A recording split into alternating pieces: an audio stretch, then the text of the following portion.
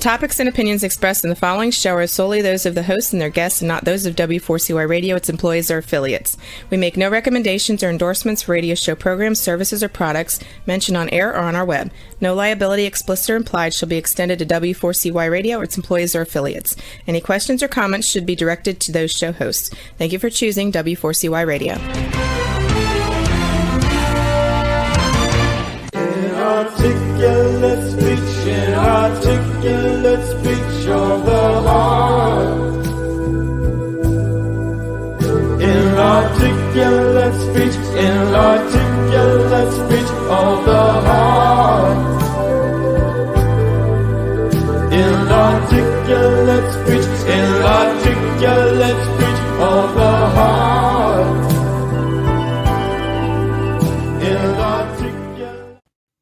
Hello, and welcome to It's Your Voice, the show that hosts enriching conversations in diversity.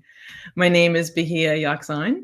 I am a core alignment coach, an emotional wisdom training specialist, and a diversity educator. I am really honored to have this platform to use every week to have another enriching conversation that educates me and hopefully others. And I feel like that's one of the greatest ways to learn about what is happening in the world, because it can become very overwhelming and confusing. And I want to just mention that if you want to look at the programs I developed that are related to learning to recognize patterns of bias that affect us all negatively, you can go to my website, knowwhatyouvantcoaching.wordpress.com. and see some of the classes I offer, and know that I tailor to demographics and different organizations and groups. And I'd love to hear from you if you're interested in receiving a training or class that I really enjoy facilitating, because learning is, I think, one of the greatest joys in life. And I wanted to just say that before I introduce my guest. The title of the show is Trauma and Transformation in Iran.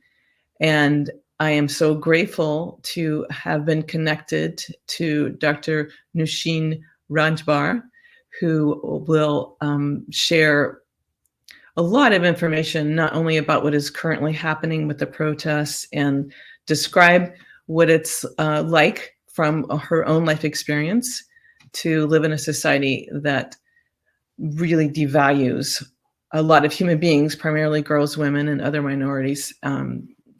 And that's sort of just the baseline. I'll just mention that Dr. Noshene is an Iranian-American and has studied tremendously. She's board certified in 3 different areas of psychiatry, from general psychiatry to child and adolescent to integrative medicine, and has devoted tremendous amount of energy and time to developing programs that train other psychiatrists in an integrative approach to help people that's trauma informed and culturally appropriate and relevant, because so many people have so many different needs that need to be met in different ways. And another program that she's developed with colleagues for Farsi speaking people who've experienced trauma and effects of war and so much more. So let me bring Dr. Noshene on now. Thank you so much for being here. It's an honor to be here. Hello.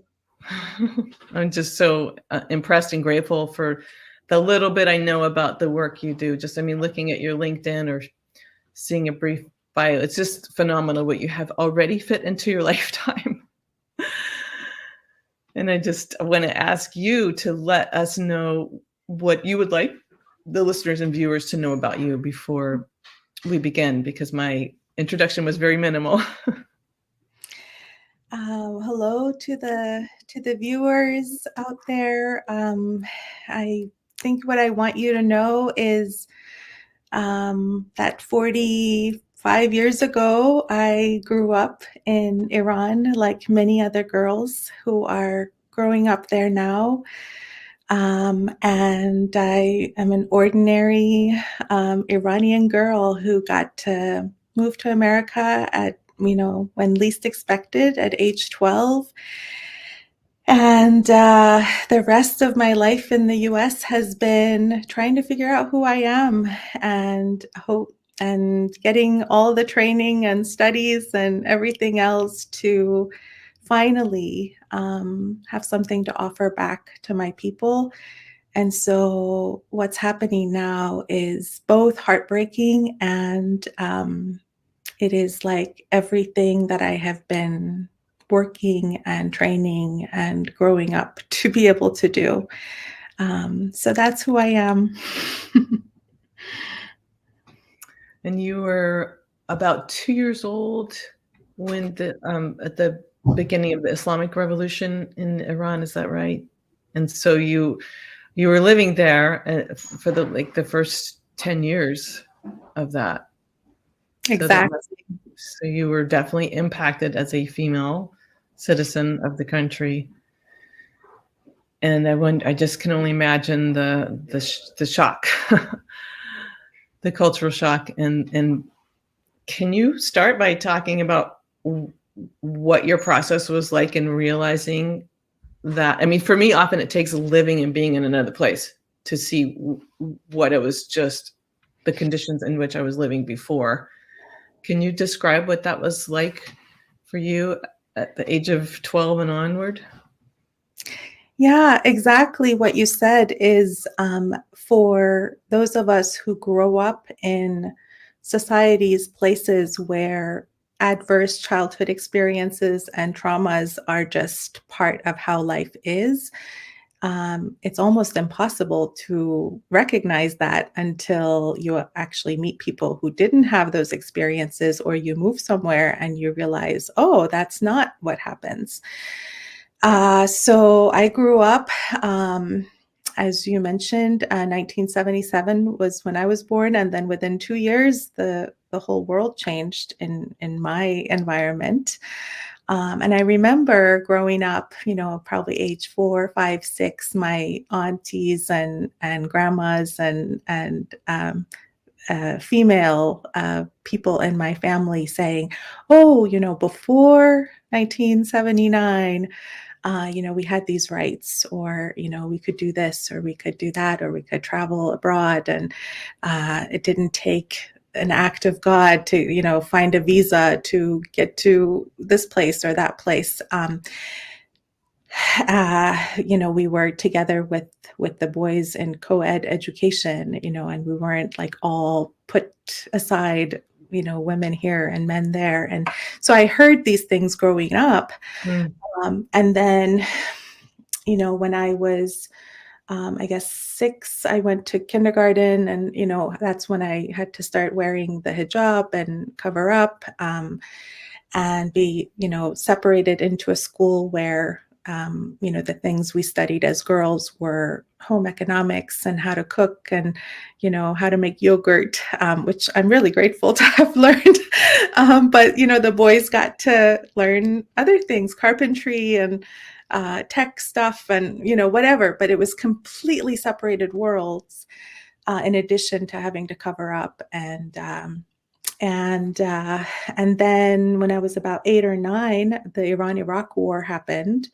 And so, I remember running into the bomb shelters with my mom and whoever was around to try to get away from the bombings. And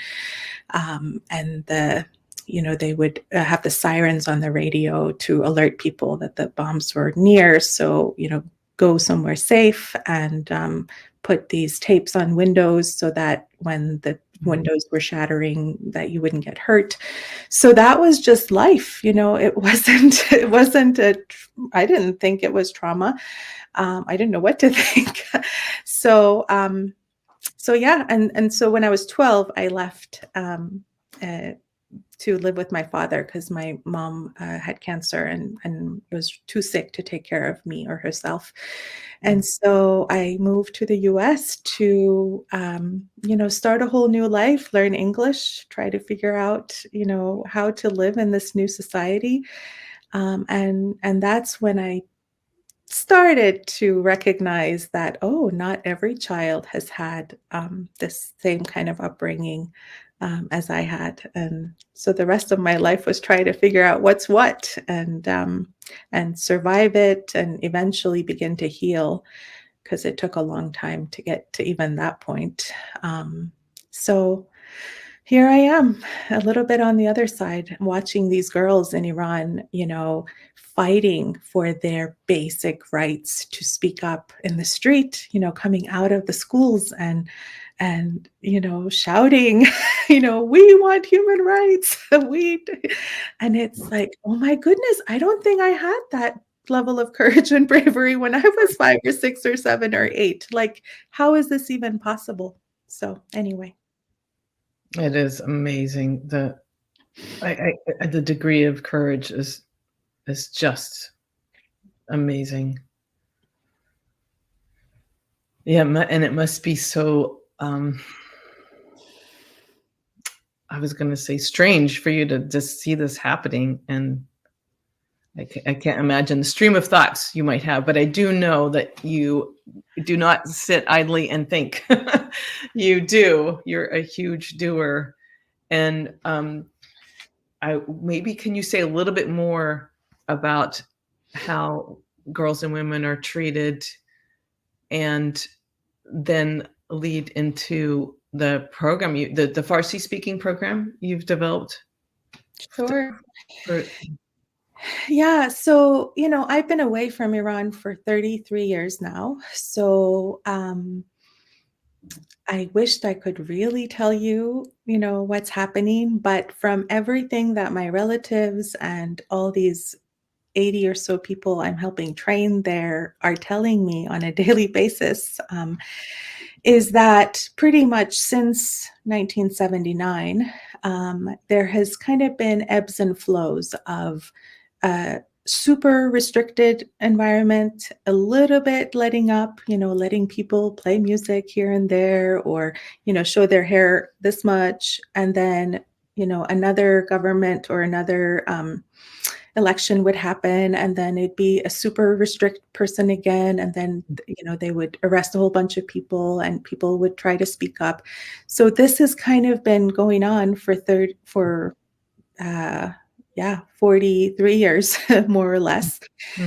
And then all of a sudden, it's almost as if it's the critical mass, finally enough people are fed up, and there's enough of a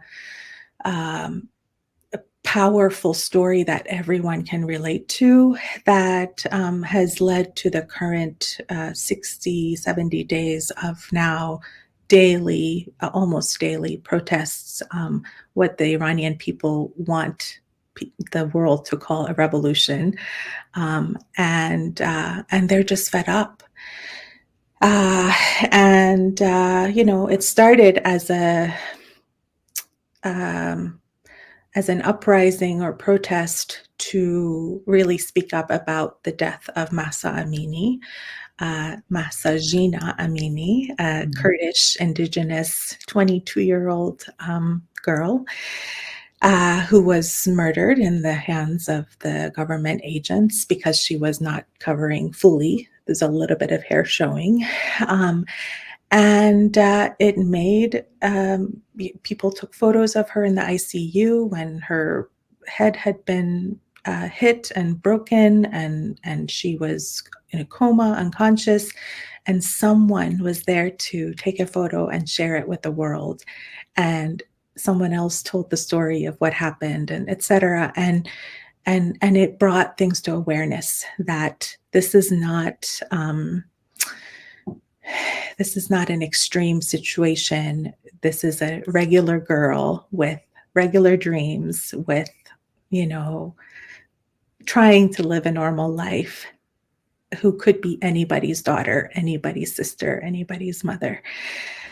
And people started to rise up, and they're really wanting their voices heard, obviously, because that's the only way they're going to succeed in getting some of their human rights back, hopefully all of them. And that brings us to even the children getting out in the streets, and the men supporting the women really for the first time, because before it was the way that I hear my relatives, my colleagues explain it to me is that the divisiveness of the government's ways, the restrictions, the oppression, had divided the people. So they felt like, oh, the men don't understand. The men would say, oh, the women don't understand. The Muslims would say, the Christians don't understand. The Christians would say, the Baha'is don't understand. The Kurds would say, the Tehranis don't understand. And now they're all recognizing that this divisiveness, this destruction of their society is not who they are.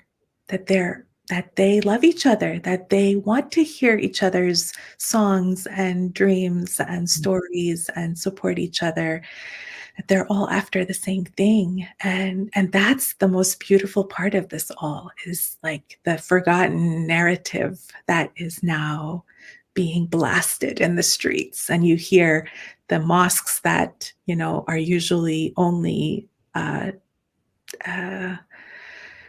sharing the azan, the call to prayer, are now playing music. So It's really a cultural revolution, more than anything. It's incredible. That is, oh my gosh. When you, wow, we'll go back to you in a second, your programs, but what came to my mind, because I did live in a Muslim country for just 2 years when I was a teenager. When you said mosque, I immediately heard Allah Akbar. So we'll talk more about that, but I really want to make sure we get plenty of time to talk about the amazing program you developed. I mean, just one of them. I know you do more than one program. I love that you train other psychiatrists in the integrative medicine and the cultural awareness. So I'd like to give that some airtime too, but I would love to hear, I think there are 80 Iranians and 20 Afghanis in the Farsi speaking training program. Yes. And is that done? Like, is it happening in person with some colleagues, or is it all online? Or first of all, how do people even receive the training? Yes, great question. So during COVID, when the world changed, the first time the world changed, the last time the world changed, the Center for Mind-Body Medicine, which is the organization, nonprofit that I work through for this Iran-based work, like many other training programs, switched all of their in-person activities, or tried to virtual. And that meant that we could have trainings which were before held in some resort or conference center in Chicago or Minnesota. Now we could hold them online, and people from all over the world could participate. And so that was March of 2021 when we were able to have a global training. So there were people from South Sudan and India and Ireland and Taiwan and Iran who got to participate. We had some grant funding at the time. And that's when the first wave of Farsi-speaking individuals, Iran and Afghanistan, were able to participate. And I got to do the same training program. I've been helping train psychiatrists and indigenous people and other communities to do it in Farsi for the first time, which for me, it's like there are no words to describe what it's like to try to do, meditation, inner work, therapy, self-growth work in a language other than your mother tongue, and then have the opportunity to do it in your ancestral language. It's like a whole other level of growth, learning. It's like the neurons in the brain are like talking to each other, and they're like, oh, that's what this was really talking about. It's connected to this and this.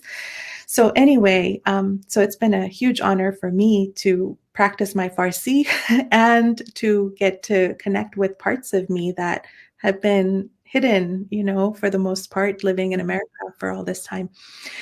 So that's when we had our first cohort of Farsi-speaking individuals who are teachers, community workers, social workers, therapists, doctors, nurses, school principals, engineers. Anyone can go through these trainings, which is one of the beautiful parts of it. And first, they attend a 5-day virtual training in which all the focus is their own healing. So they're not getting taught what they're going to do with all the people they're going to help tomorrow. But for those 5 days, it is all about the science and the practice of mind-body medicine and how that can help them try to recreate, to regroup into a whole being, connecting their mind, body, emotional processes.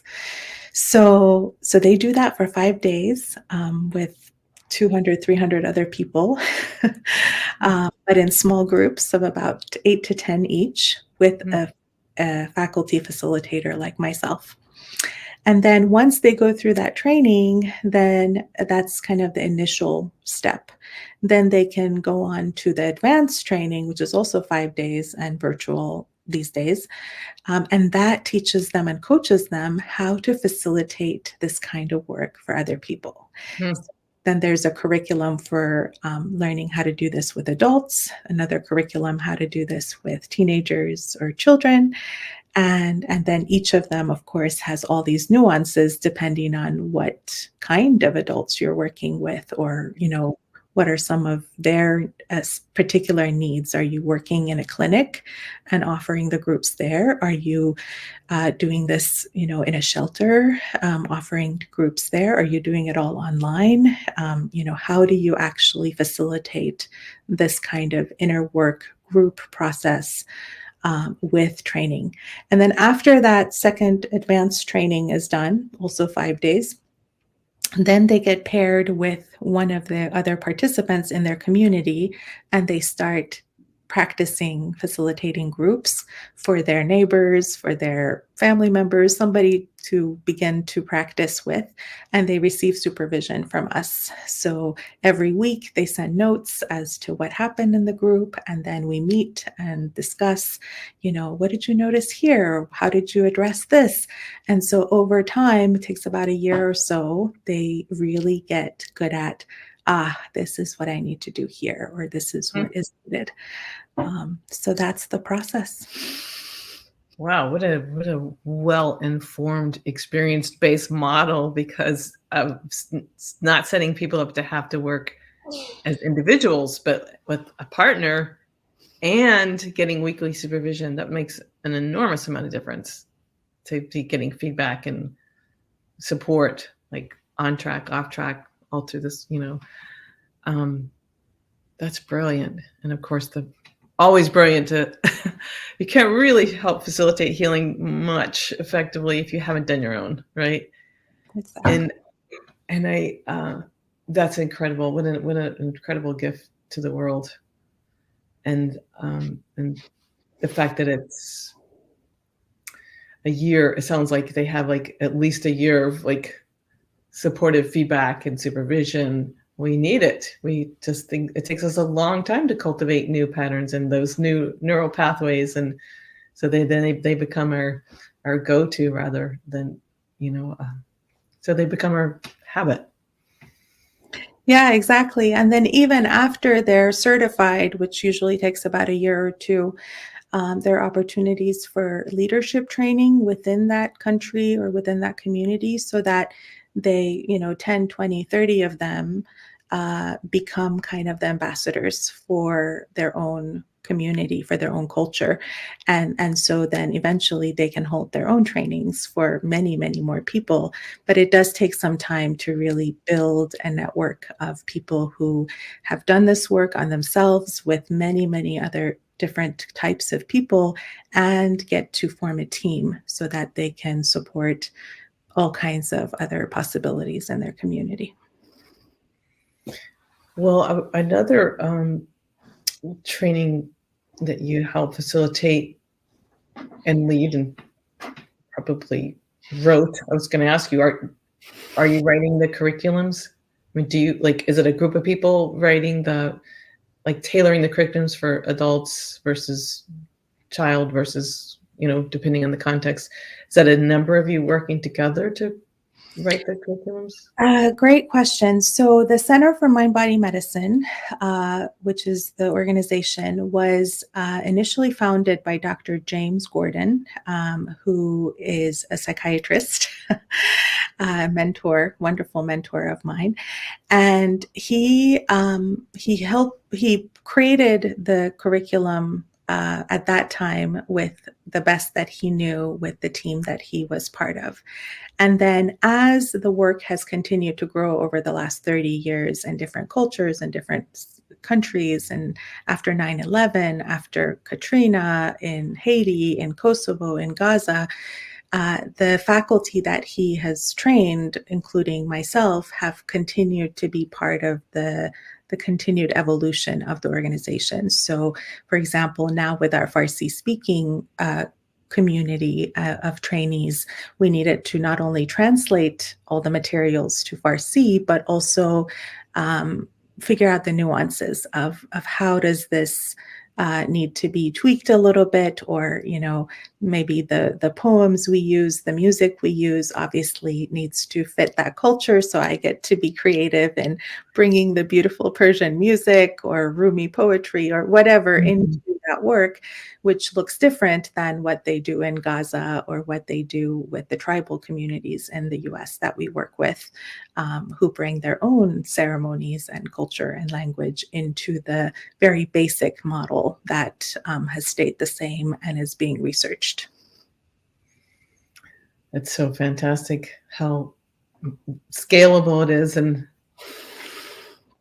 universal and adaptable depending on where you are, depending on the social mores and cultural norms. And so I'm curious also how the training to psychiatrists in training to help expose them to this just cultural knowledge and learning and openness and stepping out of biases,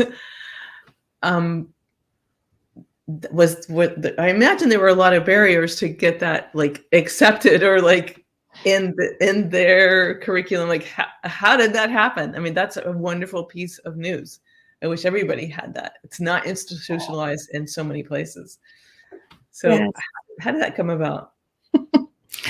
Well, as usually these things have a life of their own. So when I went through medical school and initially family medicine residency and later psychiatry residency, I was very aware of my own disconnect between my culture, my belief system, what I was raised with, versus what the medical establishment, the biomedical model says about mental health, about disease, about diagnoses.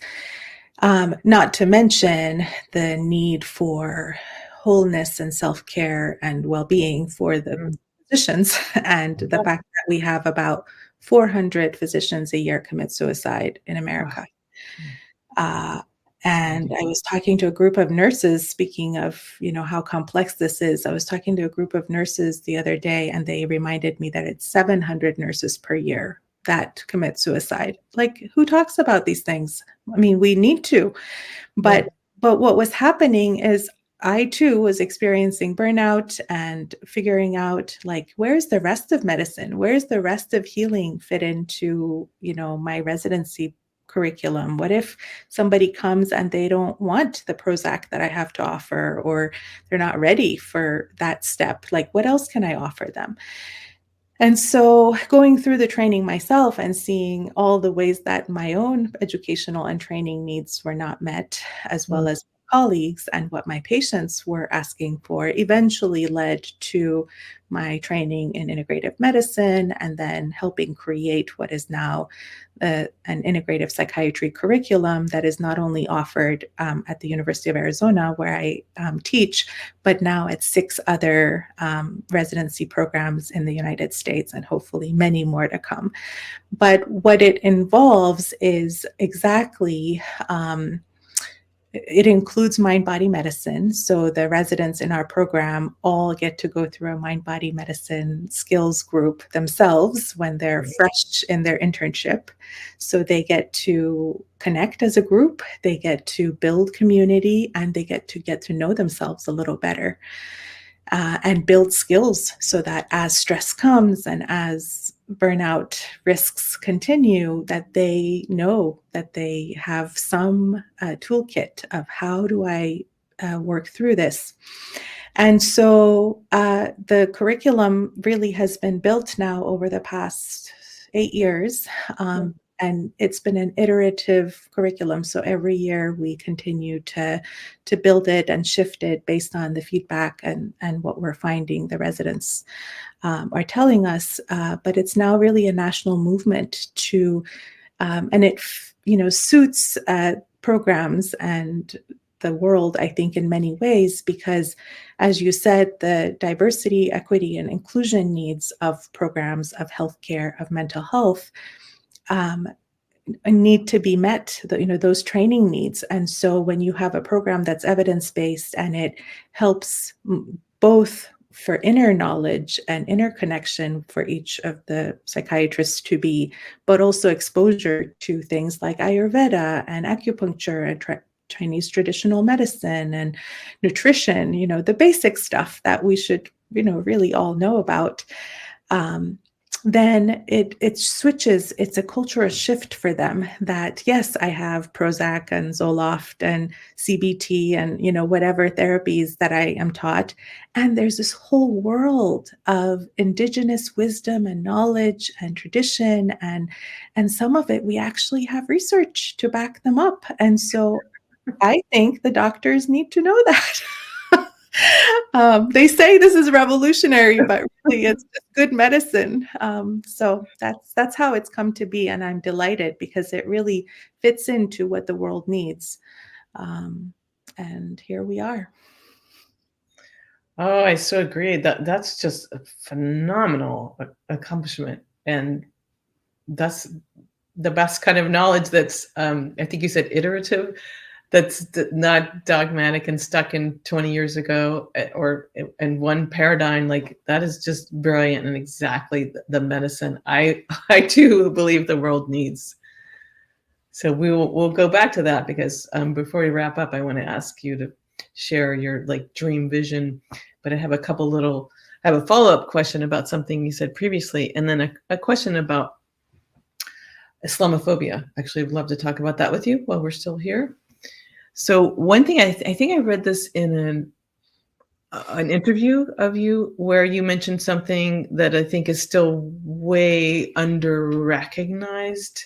And I can't remember exactly how you said it, but the idea of in order to end these cycles of violence, we definitely, absolutely cannot skip men. Men need to heal their own trauma. That, and for a long time I've known, because I used to work in the world of domestic violence, that, violence hits everyone. It goes in all directions. And so I just loved reading your emphasizing that, if people who are trained to be agents of oppression never have the opportunity to see how they're being used, and recognize that it's a different form of control over them to oppress and disregard other human beings, is very traumatizing and requires a tremendous amount of numbing out and ignoring your gut and your heart to operate as an oppressor in any society. So I'd love you to just share more about how you have things that have helped men in the, let's say, it could be in any community, but in the context of Iran, what have you seen? I mean, and we seem to be witnessing so many more men, like you said, on board and like getting like, oh my gosh, of course, if my sister's, my mother's, my daughter's, my wife's life is better, mine will be better too. That's just beautiful to see that becoming recognized. But can you share a little bit about what it's like for men, or what is effective for men to be able to reach that kind of recognition of how they too are suffering and how they too can be liberated from it? Mm. I'm so glad we're talking about this. So dear to my heart.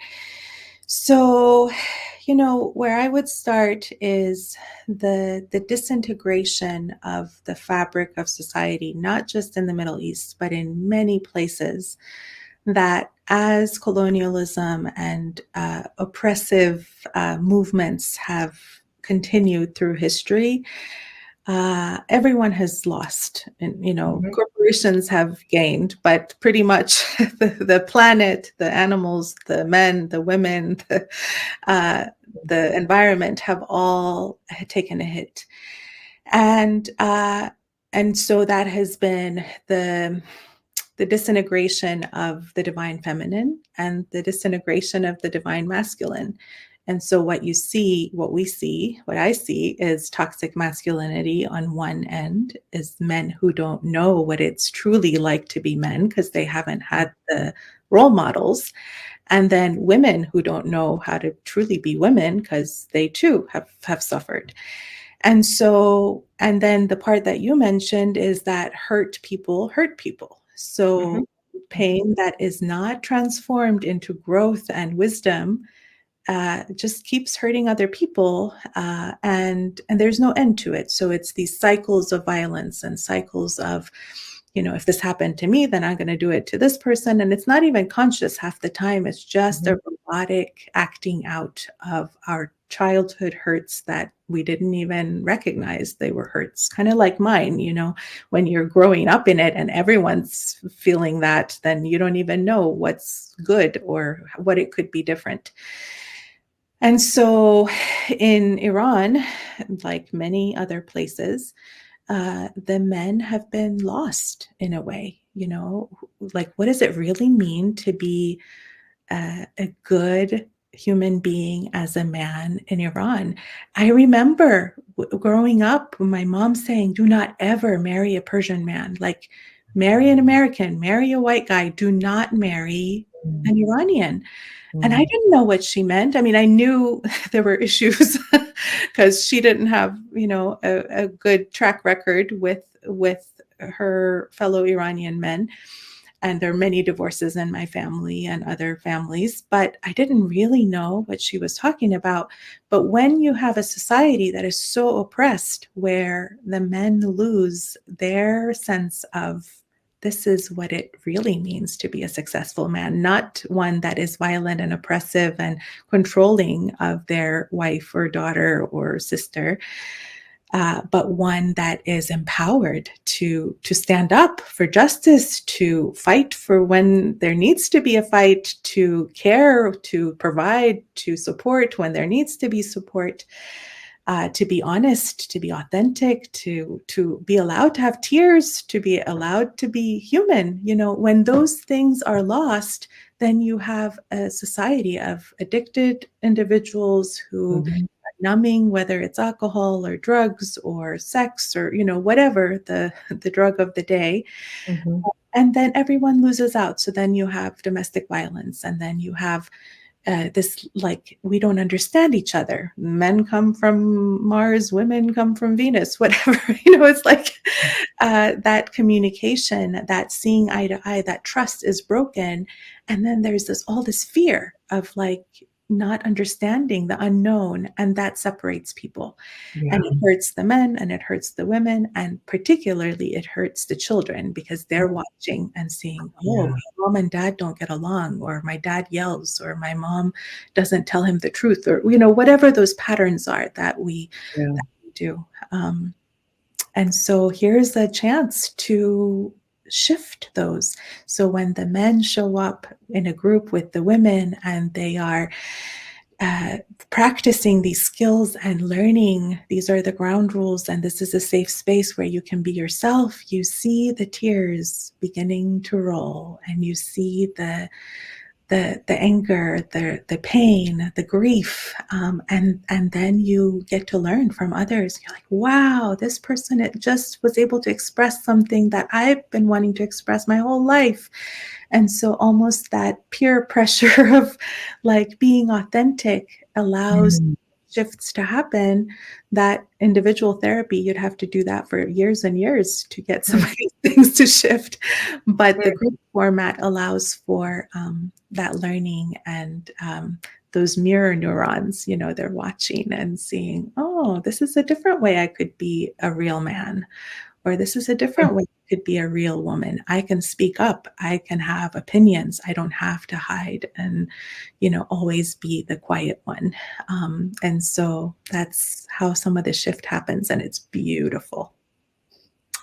Oh, wow. I can imagine. Thank you for like spelling it out for me. That's what I really wanted to hear, was the kind of the details of how it happens, those moments of transformation. And I love that. How did you say it? The like peer pressure to be authentic. It's so powerful when you have someone be real and vulnerable, and it's so hard for men to cry, no matter what country you live on in general, still to this day.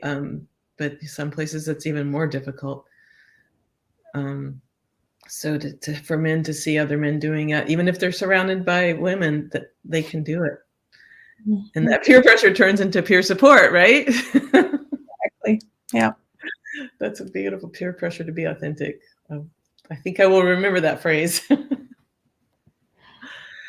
Well, I wanted to just shift into Islamophobia and I feel like this is like a question, a dialogue, and a conversation that I could have with many people over time. I don't think there's maybe you have an answer for me right now, but I just feel like it takes so long to really shift and see things from a different perspective. And I find, as someone who's worked in the world of diversity for a really long time in many different contexts and lived in different places, it's just,